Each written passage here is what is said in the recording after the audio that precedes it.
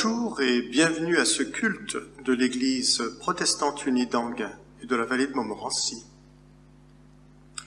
Nous venons d'entendre la musique de ce chant bien connu dans les milieux chrétiens, « Quel ami fidèle et tendre ». Quel ami fidèle et tendre. Un ami, c'est quelqu'un qui connaît tous nos défauts et qui nous aime quand même. Un ami, c'est quelqu'un qui peut nous accompagner dans les moments faciles et les moments plus difficiles de l'existence. On raconte l'histoire de cet homme, un paysan, qui dans un petit village, un beau jour, a vu arriver sur sa terre un cheval. Magnifique cheval. Il l'a mis dans l'enclos, tout ça, il était très content. Les gens du village à côté sont venus le voir en disant « Oh, quelle chance est-ce que tu as eu que ce cheval soit arrivé chez toi ?» Ce paysan, tout si sage était-il, les a regardés et leur a dit « Chance ou malchance, qui sait ?» Peu de temps après, le cheval s'est enfui. À nouveau, les gens du village sont arrivés en disant « Ah, que tu as été malchanceux d'avoir perdu ton cheval !»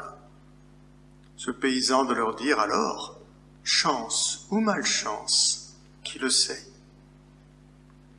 Peu de temps après, le cheval est revenu, mais accompagné de toute une horde, une sorte de harem qu'il était allé chercher, on ne sait trop où, et il y en avait maintenant une dizaine de chevaux qui étaient là, à badifoler dans cet enclos. Les gens du village sont venus le voir en disant « Ah, quelle chance tu as eue !» Et l'autre de dire « Chance ou malchance, qui le sait ?» Peu de temps après, le fils de ce paysan a commencé à dresser les chevaux, avec l'objectif d'aller les vendre au village ou à la ville voisine. Et alors qu'il était en train de dresser un de ses chevals, il est tombé de cheval et il s'est cassé la jambe. Les gens du village sont arrivés en disant « Ah, quelle malchance tu as eue! Ton fils s'est cassé la jambe. » Et ce paysan de dire « Chance ou malchance, qui le sait ?» Peu de temps après, un seigneur de la région est arrivé pour lever une armée et il a obligé tous les jeunes hommes du village à s'enrôler de force dans cette armée, sauf ceux qui étaient invalides. Et le fils en question, sa jambe cassée, n'a pas été enrôlé. Alors les vieux du village sont arrivés en disant « Ah, quelle chance tu as eu que ton fils avait la jambe cassée !» Et ce vieux paysan de leur dire « Chance ou malchance, qui le sait ?» Et l'histoire pourrait se poursuivre ainsi.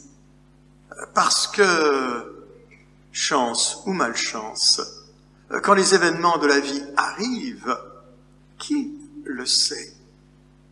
Qui sait vraiment ce qu'on va retirer des choses? Alors Seigneur, nous sommes à toi. Dans les rues de nos villes, c'est toujours toi qui nous accompagnes. Dans les rues bruyantes ou dans les rues tranquilles, tu es là. Dans nos fêtes, mais dans nos fautes également. Dans nos folies les plus hautes, tu es là, tu restes là. Dans nos nuits de néant, dans nos jours de néant, dans nos matins faciles, dans nos coins de solitude, tu es et reste là, comme un ami, comme une paix, la clarté d'une amitié, la paix d'un royaume. Seigneur, tu es là. Et pour cela, nous te disons merci. Et je vous invite à chanter, chantonner. Rien ne pourra jamais, sur un air d'été, un air un peu reggae, rien ne pourra jamais nous séparer de l'amour de Dieu.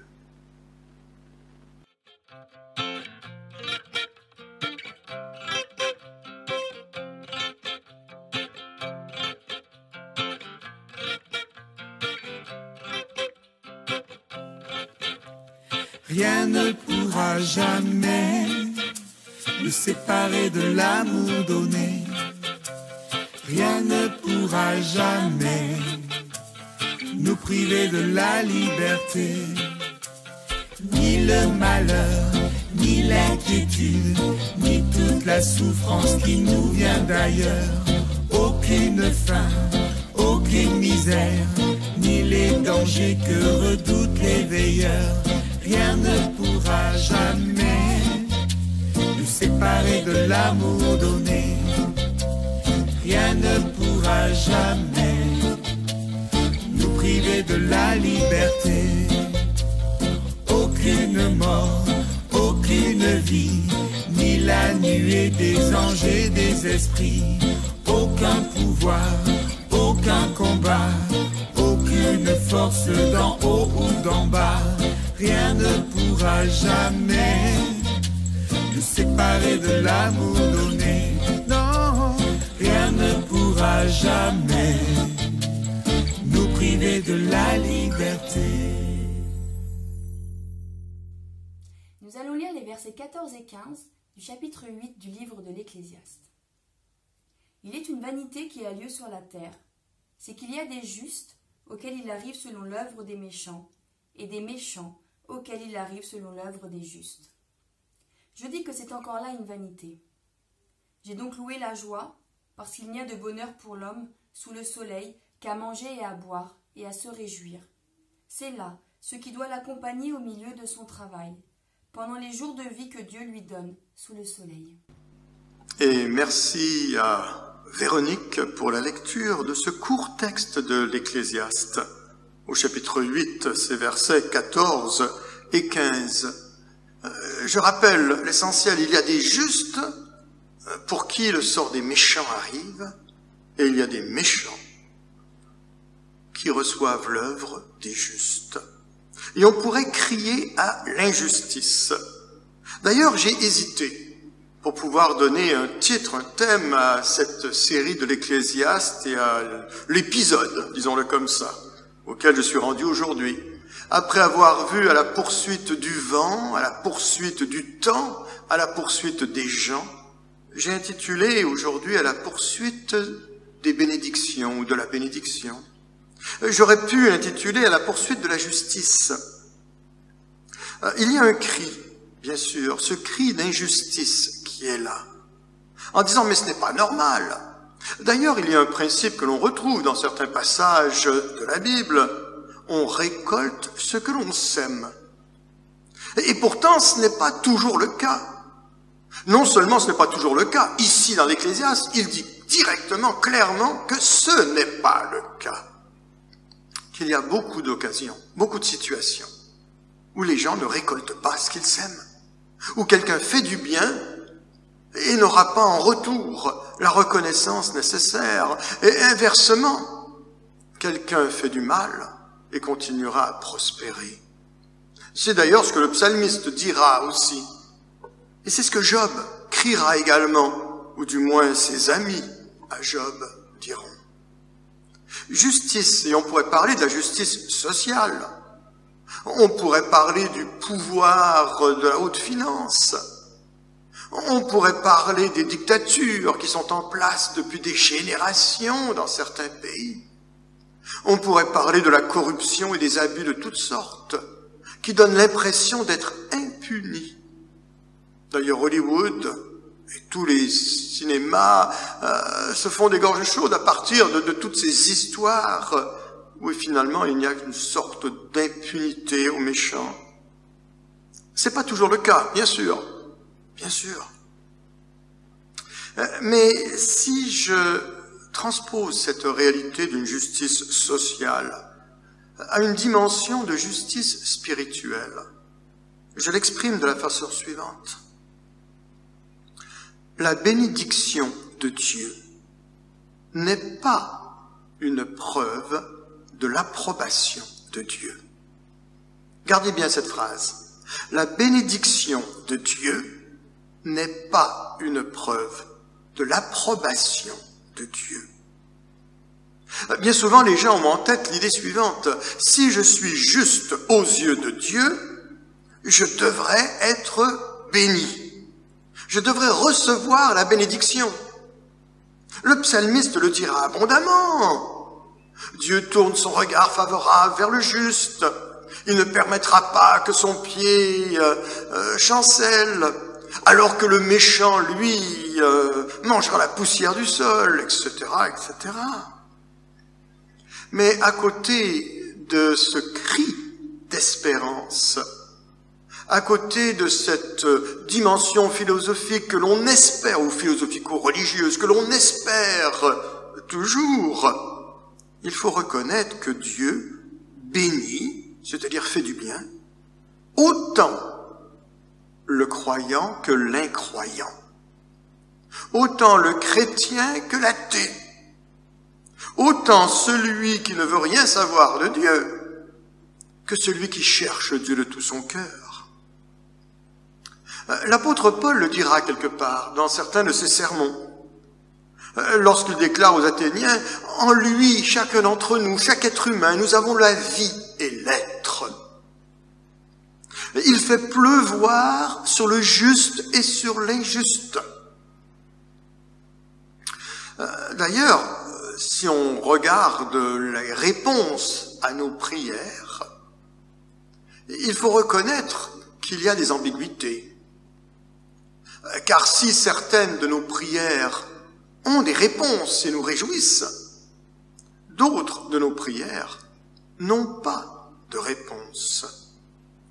Et si on regarde dans certains journaux, lorsqu'il y a des pages de petites annonces et qu'il y a de ces colonnes en disant « Remerciements pour faveur obtenue », nous voyons dans certains journaux les mentions suivantes, ou du moins ça je le voyais régulièrement en Amérique du Nord, remerciement à Saint-Jude pour exaucement de prière, remerciement à Marie pour faveur obtenue. Comme protestant, en regardant ou en lisant ce genre de choses, il y a un petit frisson qui passe, parce qu'on réagira, on dira non. C'est Dieu qui accorde, ce n'est pas par l'intermédiaire d'un saint X, Y, Z, tout aussi bon et idéal et exemplaire a-t-il été. C'est uniquement dans ce rapport direct à Dieu. Et puis finalement, on aboutira à une certaine logique en disant Dieu, au-delà de la faiblesse de nos mots, au-delà de nos erreurs de langage, va accorder sa grâce. Qui sommes-nous pour décider de la grâce de Dieu? Et si l'on regarde dans certains pays également, remerciement à Allah pour faveur obtenue, ou à tel Dieu dans tout le panthéon des millions de dieux hindous. Et encore là, on se dit, bien non. Et pourtant, ils le disent. Une deuxième réalité, c'est que le croyant, le chrétien, n'est pas toujours exaucé. La bénédiction de Dieu n'est pas une preuve de l'approbation de Dieu. Dieu peut approuver quelqu'un dans sa vie, dans tout ce qu'il est, sans forcément que cette personne reçoive la bénédiction de Dieu. Oh, quelle est la paix intérieure? C'est une chose. Dietrich Bonhoeffer, qui était en prison, lorsqu'il sortait de sa cellule, les geôliers étaient impressionnés de voir la paix qui l'habitait, le rayonnement qu'il pouvait avoir sur son visage, alors que tout était contre lui. Mais il avait cette paix intérieure qui lui permettait de garder la tête haute. Dans les livres des Actes des Apôtres, nous avons l'apôtre Jacques qui est mis en prison. Je suis sûr que l'Église priait pour lui et lui-même priait pour sa libération. Et pourtant, il mourra décapité. Peu de temps après, l'apôtre Pierre est mis en prison. Et à nouveau, Pierre prie pour sa libération et l'Église également. Et dans le cas de Pierre, les portes de la prison s'ouvrent et il sort libre. L'un mourra et l'autre sortira libre. Alors que la même prière animait. Et dans l'esprit de certains, il peut y avoir cette ce questionnement. Mais pourquoi, Seigneur? Et nous n'avons pas cette réponse.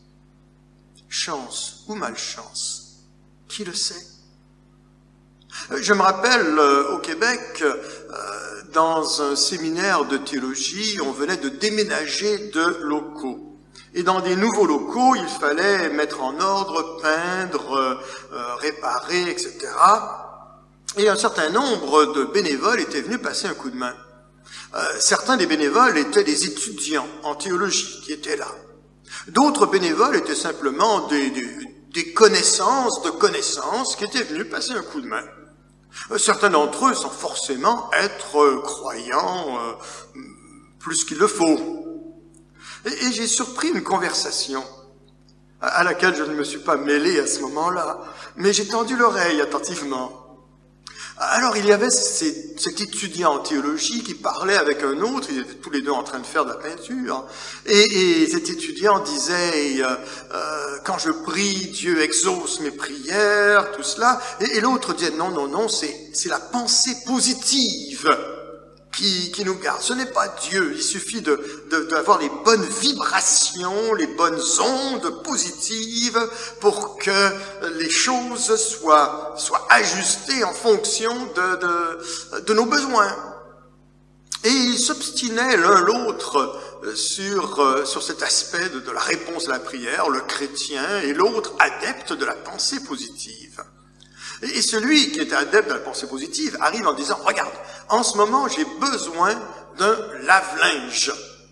Alors il suffit que je pense très fort, que je visualise, nanana, etc. Et puis, je suis sûr que... » Et l'autre chrétien se moquait de cette personne. Quelques minutes après, il y a une autre personne qui rentre dans ce séminaire de théologie. Il pensait que toutes les personnes qui travaillaient là pour aider étaient des étudiants en théologie. Et il lance comme ça, très fort, « J'ai un lave-linge à donner, qui d'entre vous a besoin de lave-linge ?» Automatiquement, cet adepte de la pensée positive s'est exclamé en disant « Moi !» Et il a regardé l'autre, le chrétien, en disant « Tu vois, je te l'avais dit, c'est la pensée positive. » C'est ce que je peux appeler parfois un peu l'humour de Dieu. L'auteur de l'Épître aux Hébreux dira que par la foi, certains ont survécu, et par la foi, d'autres sont morts. Que par la foi, certains ont renversé des murailles, et par la foi, d'autres ont été torturés et ont résisté. C'était le cri lancé à Job. Toi, Job, qui souffres, certainement tu as un péché caché dans ta vie. Certainement, il y a quelque chose qui ne va pas pour que tu souffres comme cela. Et troisième réflexion, qui sommes-nous pour savoir ce qui est bien pour nous? Chance ou malchance, qui le sait? Aux États-Unis, il y a eu tout un mouvement qu'on appelle l'évangile de la prospérité, disant que les croyants, les chrétiens devraient réclamer les promesses de Dieu, ils ne devraient pas être pauvres, ils devraient obtenir tout ce qu'ils ont besoin, tout ça, c'est la garantie de la part de Dieu. Eh bien non, Job, le juste souffrant, il n'avait pas de péché caché. Il ne cherchait pas à dissimuler quelque chose. Ses amis disaient « Attends, certainement tu as fauté pour souffrir. » Et il disait « Non. » Et que finalement, Job est peut-être l'exemple du juste qui souffre pour rien. Du juste qui ne souffre que pour montrer qu'il est possible de souffrir en juste et de ne pas maudire Dieu. C'est d'ailleurs ce que la femme de Job lui dira, « Maudis Dieu et meurs !» Et l'autre de dire, « Non, nu je suis sorti du ventre de ma mère, nu je retournerai dans le sein de la terre. » Je suis toujours agacé par des témoignages de personnes qui disent « Ah, j'avais besoin de telle chose, j'ai prié, Dieu m'a donné, a exaucé. » Attention, je ne dis pas que Dieu n'exauce pas. Oui, par moments, il ouvre la fenêtre des cieux et nous surprend. Oui. Mais quand j'entends un témoignage, par exemple, de quelqu'un qui dit « J'avais des difficultés financières, j'ai commencé à être fidèle dans mes dons à Dieu et Dieu m'a fait prospérer », ça m'agace un peu. Je ne dis pas non. Mais j'aimerais bien entendre le témoignage de la personne qui dise « J'avais des difficultés financières, j'ai commencé à être fidèle dans mes dons à Dieu et j'ai fait faillite. Mais je continue à être fidèle à Dieu. » Voilà. Parce que nous sommes à Dieu non pas pour ce qu'il nous donne, mais pour ce qu'il est, lui. Il y a des églises où on va dire « Venez chez nous voir les miracles ». D'autres églises diront plutôt « Venez ici entendre la parole de Dieu ». Ce n'est pas tout à fait la même chose. Blaise Pascal, on raconte cette histoire, disait un jour à son père « Papa, Dieu m'a protégé aujourd'hui. Je suis allé à cheval, je suis tombé et je ne me suis rien cassé. » Et le père de Blaise lui a dit « Ah, Dieu m'a protégé davantage que toi. Aujourd'hui, je suis allé à cheval et je ne suis pas tombé. » Il faut avoir une attitude de remerciement devant la vie.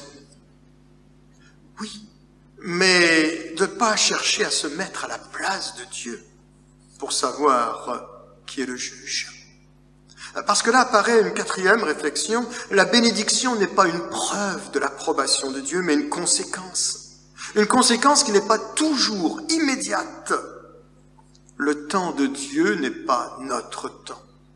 Et parfois, les résultats ne seront pas d'ici-bas, ou ne seront pas comme nous, on le voulait. Alors, oui pour la justice, oui pour la justice de Dieu, mais nous ne sommes pas les juges, ni de nous-mêmes, ni des autres. Oui pour une attitude de remerciement face à la vie. C'est d'ailleurs comme ça qu'il termine le texte d'aujourd'hui. Mange, bois, profite de la vie, réjouis-toi de la vie, mais n'oublie pas que c'est un don de Dieu. N'oublie pas de dire merci à ton Dieu. Merci pour toutes choses qui arrivent, les bonnes choses, comme celles qui nous paraissent moins bonnes. Car chance ou malchance, qui le sait? Et je vous invite à chantonner ou à écouter « Torrent d'amour » et de grâce.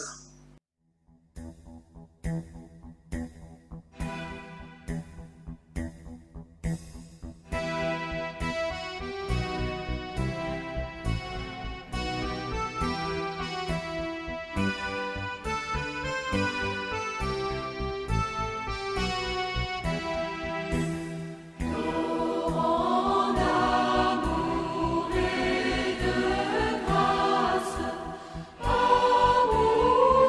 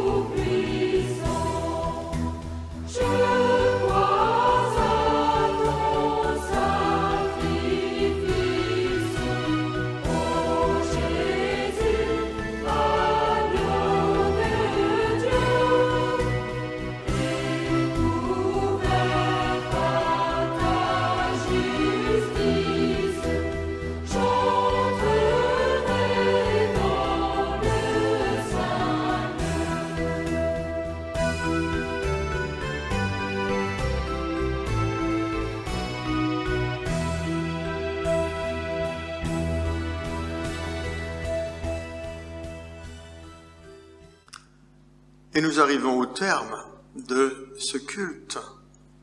À nouveau, occasion de prière. Prière pour des besoins, prière pour soi, prière pour Dieu.